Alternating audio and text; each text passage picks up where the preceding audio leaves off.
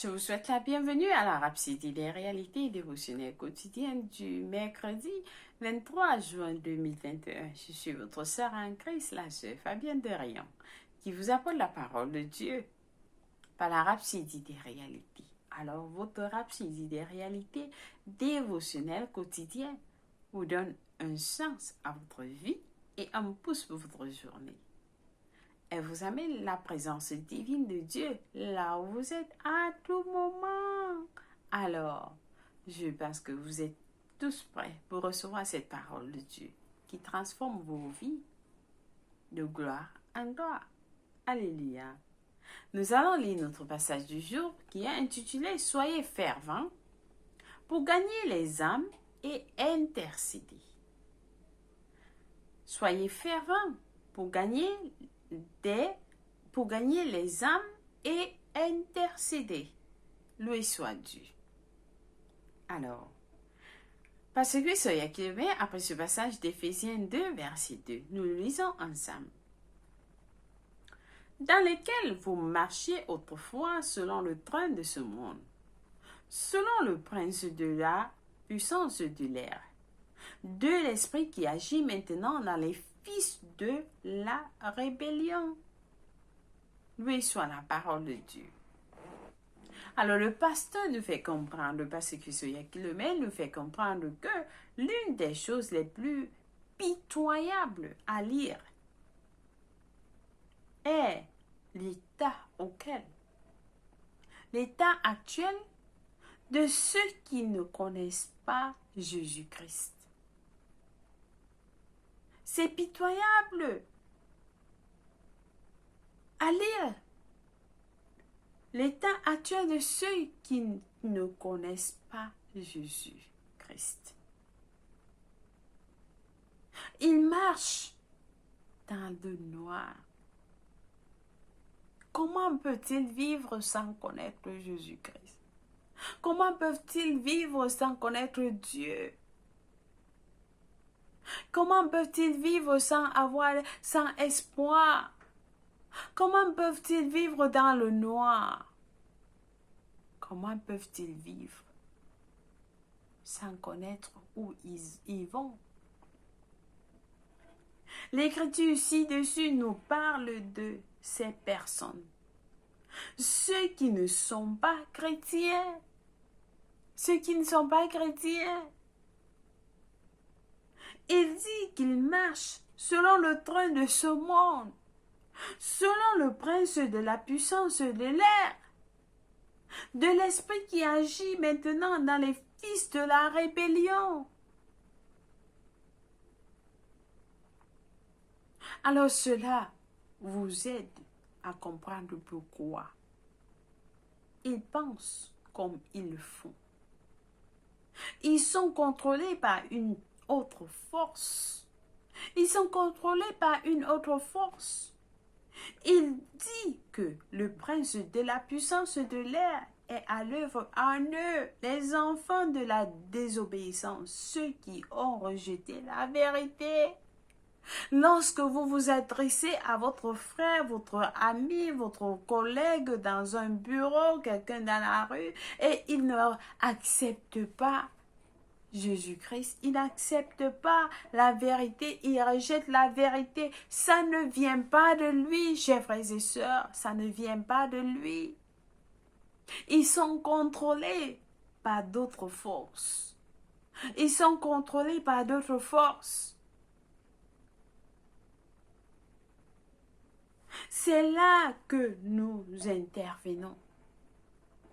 C'est là que nous intervenons.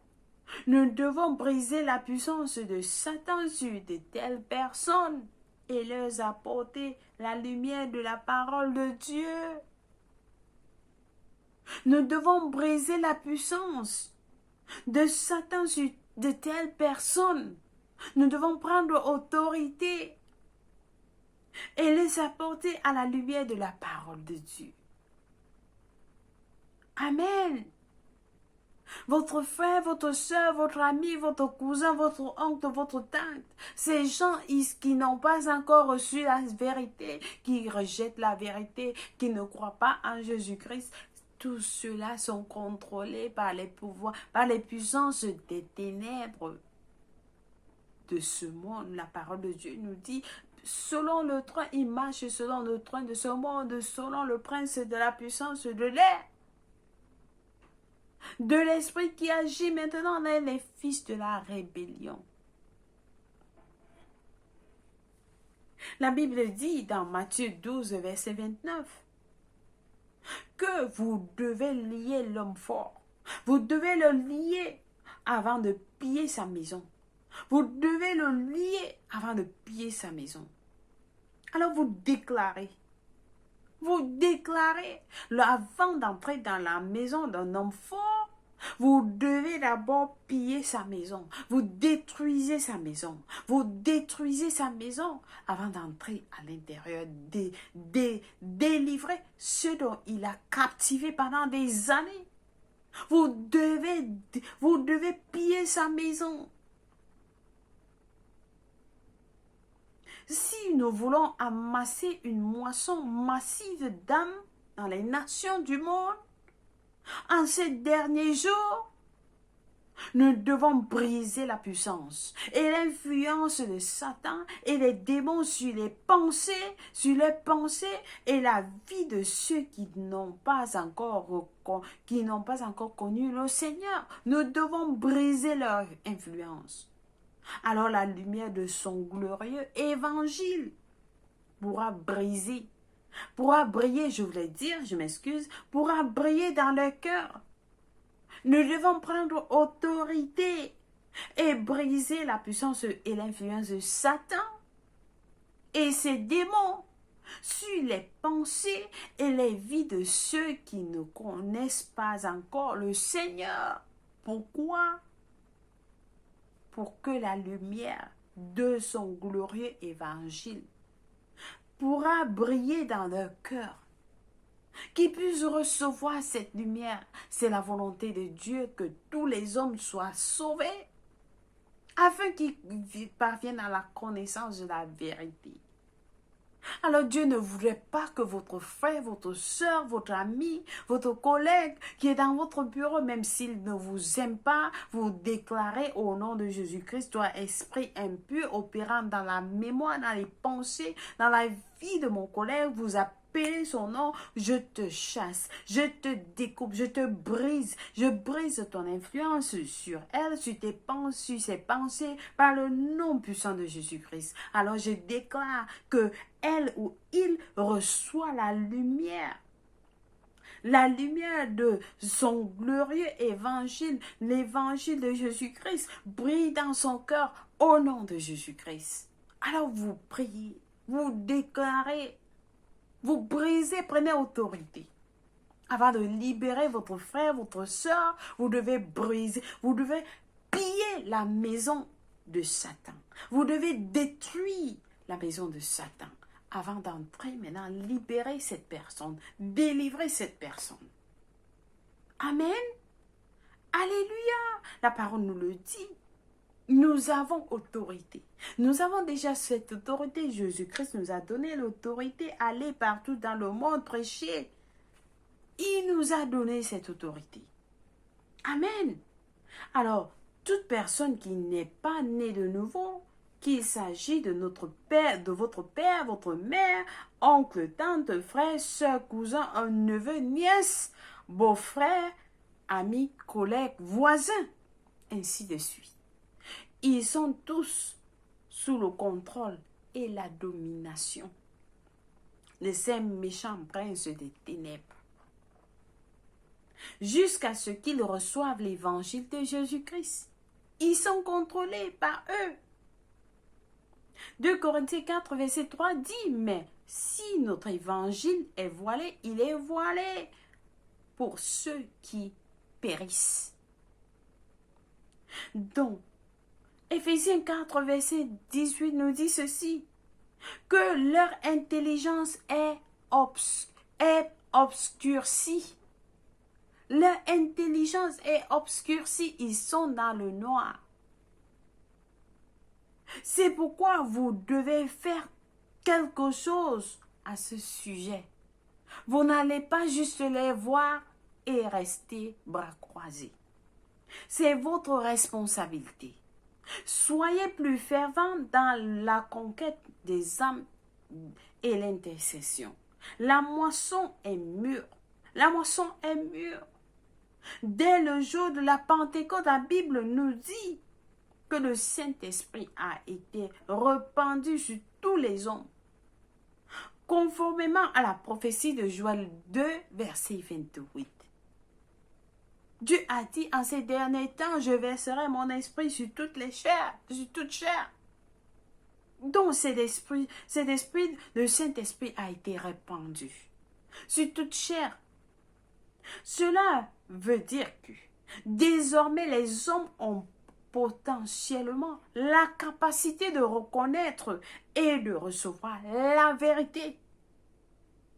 Pendant que vous priez, déclarez que la puissance et l'influence de Satan et ses démons sur les gens sont brisés au nom de Jésus-Christ.